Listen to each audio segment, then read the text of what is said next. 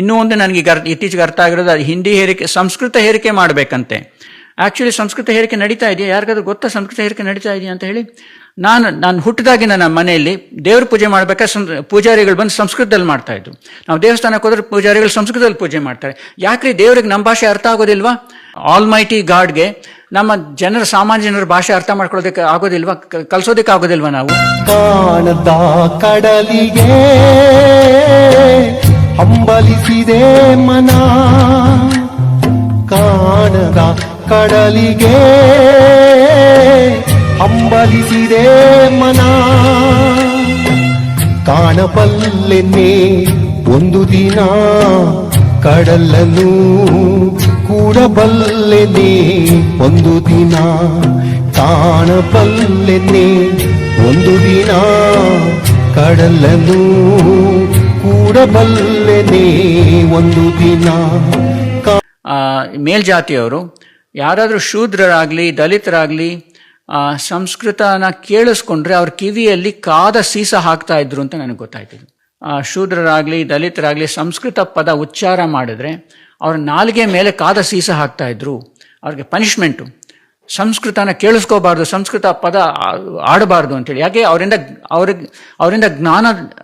ಅವರನ್ನ ಜ್ಞಾನದಿಂದ ದೂರ ಇಡಬೇಕು ಅಂತೇಳಿ. ಇನ್ನೂ ಒಂದು ನನಗೆ ಇತ್ತೀಚೆಗೆ ಅರ್ಥ ಆಗಿರೋದು, ಅದು ಹಿಂದಿ ಹೇರಿಕೆ, ಸಂಸ್ಕೃತ ಹೇರಿಕೆ ಮಾಡಬೇಕಂತೆ. ಆ್ಯಕ್ಚುಲಿ ಸಂಸ್ಕೃತ ಹೇರಿಕೆ ನಡೀತಾ ಇದೆಯಾ? ಯಾರಿಗಾದ್ರೂ ಗೊತ್ತಾ ಸಂಸ್ಕೃತ ಹೇರಿಕೆ ನಡೀತಾ ಇದೆಯಾ ಅಂತ ಹೇಳಿ? ನಾನು ಹುಟ್ಟಿದಾಗಿ ನನ್ನ ಮನೆಯಲ್ಲಿ ದೇವ್ರ ಪೂಜೆ ಮಾಡ್ಬೇಕಾದ್ರೆ ಪೂಜಾರಿಗಳು ಬಂದು ಸಂಸ್ಕೃತದಲ್ಲಿ ಮಾಡ್ತಾ ಇದ್ರು. ನಾವು ದೇವಸ್ಥಾನಕ್ಕೆ ಹೋದ್ರೆ ಪೂಜಾರಿಗಳು ಸಂಸ್ಕೃತದಲ್ಲಿ ಪೂಜೆ ಮಾಡ್ತಾರೆ. ಯಾಕ್ರಿ ದೇವ್ರಿಗೆ ನಮ್ಮ ಭಾಷೆ ಅರ್ಥ ಆಗೋದಿಲ್ವಾ ಅಂತ ಸರ್ವಾಂತರ್ಯಾಮಿ ಅಷ್ಟು ಆಲ್ ಮೈಟಿ ಗಾಡ್ಗೆ ನಮ್ಮ ಸಾಮಾನ್ಯ ಜನರ ಭಾಷೆ ಅರ್ಥ ಮಾಡ್ಕೊಳ್ಳೋದಕ್ಕೆ ಆಗೋದಿಲ್ವಾ? ಕಲ್ಸೋದಕ್ಕೆ ಆಗೋದಿಲ್ವಾ ನಾವು? ಒಂದಾನೊಂದು ಕಾಲದಲ್ಲಿ ಆ್ಯಕ್ಚುಲಿ ಸಂಸ್ಕೃತ ಒಂದು ಜ್ಞಾನ ಭಾಷೆ ಆಗಿತ್ತು.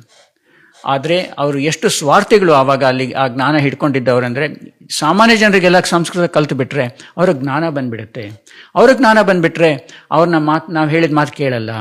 ಅವರು ನಮಗೆ ಸಮಾನತೆ ಬೇಕು ಅಂತಾರೆ, ನಮ್ಮ ಮಾತು ಕೇಳಲ್ಲ ಬೇಸಿಕ್ಲಿ. ಓಕೆ, ಹಾಗಾಗಿ ಅವ್ರನ್ನ ಹಿಡಿತದಲ್ಲಿ ಇಟ್ಕೋಬೇಕಾದ್ರೆ ಅವ್ರಿಗೆ ಜ್ಞಾನ ಬರಬಾರ್ದು ಅಂತ ಹೇಳಿ ನನಗೆ ಕೆಲವೇ ವರ್ಷದ ಕೆಳಗೆ ಅರ್ಥ ಆಯಿತು. ಎಂಥ ಪದ್ಧತಿ ಇತ್ತು ಸಾವಿರಾರು ವರ್ಷಗಳಿಂದ ಇಲ್ಲಿ ನಮ್ಮ ಈಗ ಏನು ಭಾರತ ಅಂತ ಕರಿತೀವಿ, ಈ ಭೌಗೋಳಿಕ ಪ್ರದೇಶದಲ್ಲಿ ಈ ಸಂಸ್ಕೃತ ಬರೋರು ಮೇಲ್ಜಾತಿಯವರು ಯಾರಾದರೂ ಶೂದ್ರರಾಗಲಿ ದಲಿತರಾಗಲಿ ಸಂಸ್ಕೃತನ ಕೇಳಿಸ್ಕೊಂಡ್ರೆ ಅವ್ರ ಕಿವಿಯಲ್ಲಿ ಕಾದ ಸೀಸ ಹಾಕ್ತಾ ಇದ್ರು ಅಂತ ನನಗೆ ಗೊತ್ತಾಯ್ತು. ಶೂದ್ರರಾಗಲಿ ದಲಿತರಾಗಲಿ ಸಂಸ್ಕೃತ ಪದ ಉಚ್ಚಾರ ಮಾಡಿದ್ರೆ ಅವ್ರ ನಾಲಿಗೆ ಮೇಲೆ ಕಾದ ಸೀಸ ಹಾಕ್ತಾ ಇದ್ರು. ಅವ್ರಿಗೆ ಪನಿಷ್ಮೆಂಟು, ಸಂಸ್ಕೃತನ ಕೇಳಿಸ್ಕೋಬಾರ್ದು, ಸಂಸ್ಕೃತ ಪದ ಆಡಬಾರ್ದು ಅಂತೇಳಿ. ಯಾಕೆ?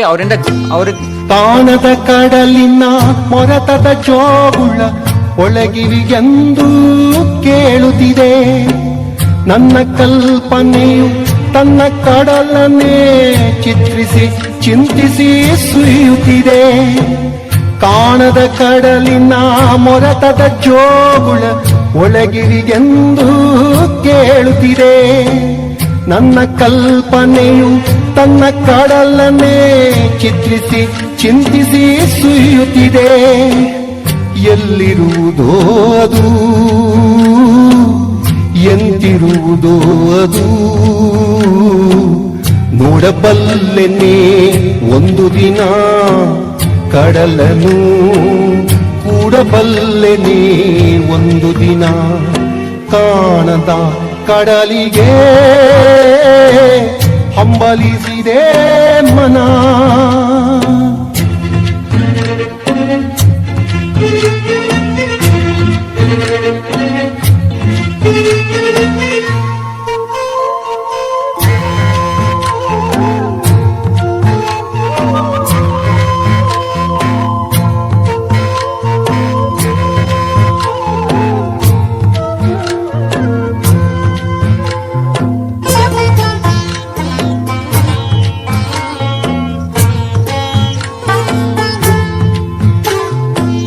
ಸಾವಿರ ಹೊಳೆಗಳು ತುಂಬಿ ಹರಿದರೂ ಒಂದೇ ಸಮನಾಗಿಗುದಂತೆ, ಸುನೀಲ ವಿಸ್ತರ ತರಂಗ ಶೋಭಿತ ಗಂಭೀರಾಂಬುಧಿ ತಾನಂತೆ.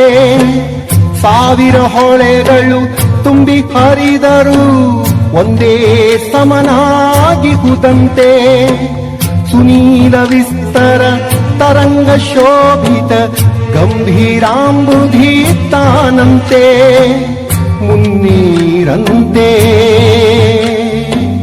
ಅಪಾರವಂತೆ ಕಾಣಬಲ್ಲೆನೆ ಒಂದು ದಿನ ಅದರೊಳು ಕರಗಲಾರಿನಿ ಒಂದು ದಿನ ಕಾಣದ ಕಡಲಿಗೆ ಹಂಬಲಿಸಿದೆ ಮನ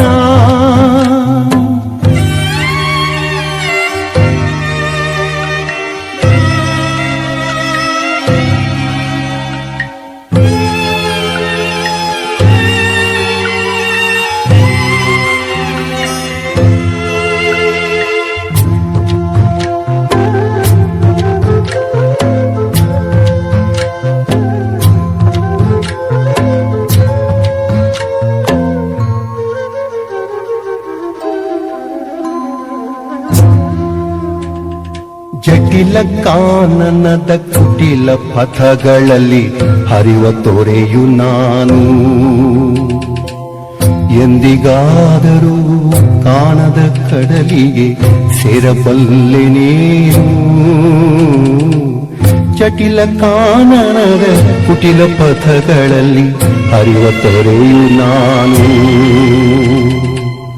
ಎಂದಿಗಾದರೂ ಕಾಣದ ಕಡಲಿಗೆ ಸೇರಬಲ್ಲೆನೇನು ಸೇರಬಹುದೇ ನಾನು ಕಡಲ ನೀಲಿಯೊಳು ಕರಗಬಹುದೇ ನಾನು ಕರಗಬಹುದೇ ನಾನು ಕರಗಬಹುದೇ ನಾನು